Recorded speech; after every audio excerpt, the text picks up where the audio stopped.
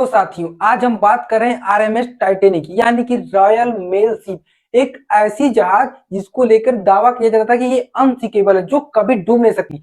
तो आखिर 10 अप्रैल 1912 को ये साउथहैम्पटन से निकलती है और ये अपने पहले ही यात्रा में डूब जाती है। तो ऐसा क्या हुआ जिस जहाज को लेकर दावा किया जा रहा था कि ये अनसिंकेबल है, जो कभी डूब नहीं सकती? तो क्या इसको डुबाने के पीछे किसी की साजिश थी या फिर कुछ और कारण था? आइए जानते हैं विस्तार से। ठीक है,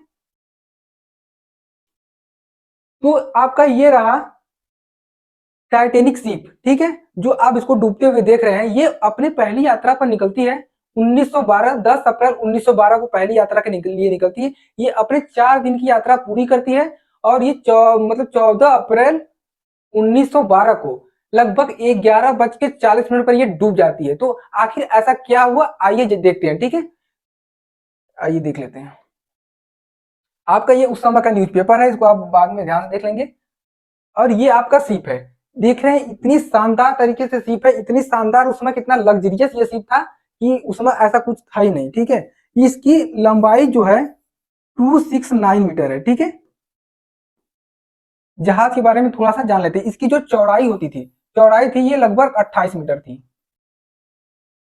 इसको कहां से चलती है, कैसे क्या होता है, एक बार मैप के माध्यम से समझ लेते हैं।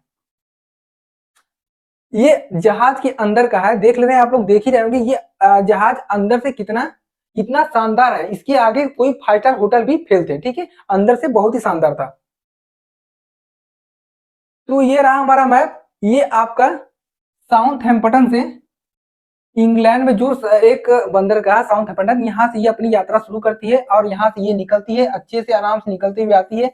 यहाँ पे इसको आइसबर्ग होने का वार्निंग मिलता है, लेकिन ये लोग, इनके जो कैप्टन थे विलियम थैम्पटन, वो कहते थे अनसिकेबल है। उनको मतलब वो एकदम फुल कॉन्फिडेंस से कुछ होने वाला नहीं है। तो ये जो जहाज का वार्निंग मिल रहा था उसको भी नजरअंदाज करते हुए आगे निकलते यहाँ तक पहुंचते हैं।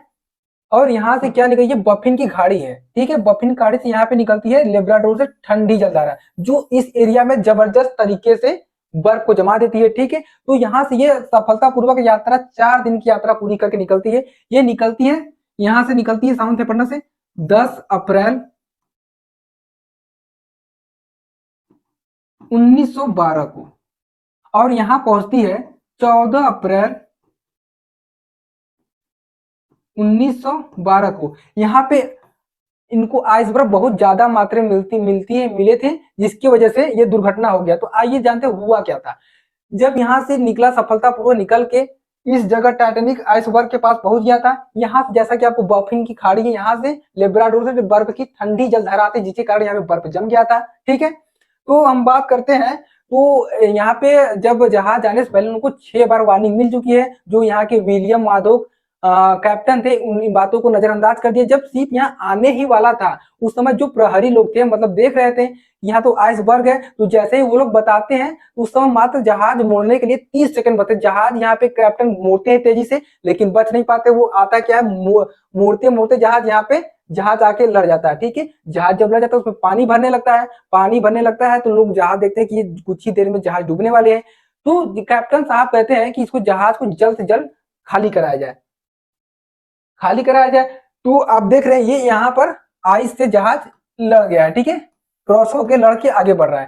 तो जल्द से जल्द जहाज को खाली कराया जाए। ठीक है, तो क्या किया गया, उस समय भी सबको बचाया जा सकता था। ठीक है, लेकिन लोग क्या किए, इस जहाज में लोगों को बैठने की जगह था, लगभग 3300 लोग बैठ सकते थे और लगभग 1500 लोग से भी ज्यादा मारे गए। ठीक है, और तो मतलब जो भी बिजनेस क्लास के लोग थे, लगभग 1-1 लाख रुपए पैसा देकर वो लोग आए थे, उनको पहले उतारा गया। सबसे पहले उनको प्राथमिकता दिया गया। ठीक है, जब उनको प्राथमिकता दिया गया, जो बोट में बैठा के, जिस बोट में 30 आदमियों को बैठने की जगह थी, उसमें 2 ही 4 लोगों को बैठा बैठा कर छोड़ दिया गया।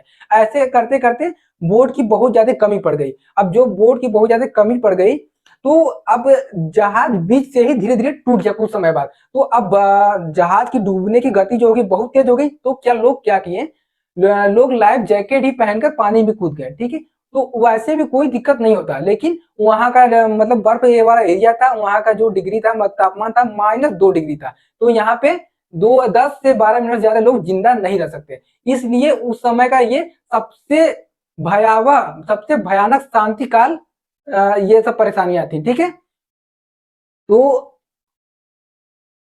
ये आप देख रहे हैं जहाज कैसे टूट गया। जब जहाज टूट गया बीच से तो इनकी तो डूबने की जो स्पीड होती है बहुत ज्यादा हो जाती है, ठीक है।